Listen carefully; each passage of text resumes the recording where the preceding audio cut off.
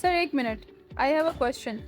بہت سے لوگ ہم سے پوچھتے ہیں کہ ACCA سے پہلے کس کوالیفیکیشن کا ہونا ضروری ہے؟ اچھا، جب اسٹوڈنٹ ACCA میں آتا ہے ایڈمیشن لینے تو اس کے پاس پہلے کوالیفیکیشن کیا ہونا ضروری ہے؟ جی. اس سے پہلے یہ جاننا ضروری ہے کہ ACCA انکلوڈنگ پاکستان پوری دنیا میں 180 کنٹریز میں ریکگنائزڈ ہے اور 180 کنٹریز میں ہوتا ہے گلوبل کوالیفیکیشن ہے.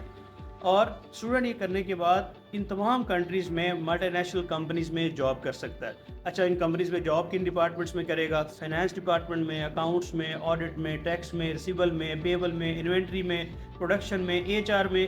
یعنی یہ بہت سے ڈپارٹمنٹس ہیں کسی ایک کمپنی کے اندر جہاں پہ ACCA اور چارٹرڈ اکاؤنٹنٹ بننے کے بعد آپ ایلیجیبل ہے کہ آپ وہاں پہ جاب کر سکتے ہیں. اس ٹائم کرنٹلی پوری دنیا میں ACCA کے 5,30,100 اسٹوڈنٹس ہیں اور اس ٹائم جو پوری دنیا میں ACCA ممبرز ہیں وہ 2,57,900 ہیں. اب ACCA ممبر کس کو کہتے ہیں کہ جب آپ ACCA کوالیفائی کر لیتے ہیں، ساتھ میں 3 ایئرس کا آپ کا ایکسپیرینس ایڈ ہو جاتا ہے تو آپ کیا بن جاتے ہیں ACCA ممبر. اس کا آپ کو ایک ACCA سیپریٹ سے ایک سرٹیفکیشن دیتا ہے اور اس کے بعد ممبر بننے کے بعد فردر جب آپ 5 ایئر آپ کا ایکسپیرینس ایڈ ہو جاتا ہے تو آپ FCCA کہلاتے ہیں. اور یہ تمام ممبرس، اسٹوڈنٹس، کوالیفائڈ اور جو FCCAs ہیں یہ تمام کمپنیز کے ڈپارٹمنٹ میں جاب کر سکتے ہیں.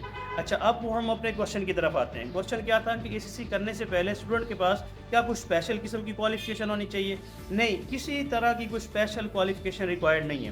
بیسک کوالیفیکیشن کیا ہے؟ 8th کلاس کہ اگر 8th کلاس تک ایک بچے نے اپنی کوالیفیکیشن کمپلیٹ کر لی ہے تو اس کے پاس اب وہ ساری بیسک کوالیفیکیشن ہے کہ وہ ACCA کر سکتا ہے. ACCA کرنے کے لیے اسپیشل کوئی میتھ کا نالج، کوئی فزکس کا نالج، کوئی کیمسٹری کا نالج، کوئی IT کا نالج یا کوئی کسی قسم کا اسپیشل نالج ریکوائرڈ نہیں ہے.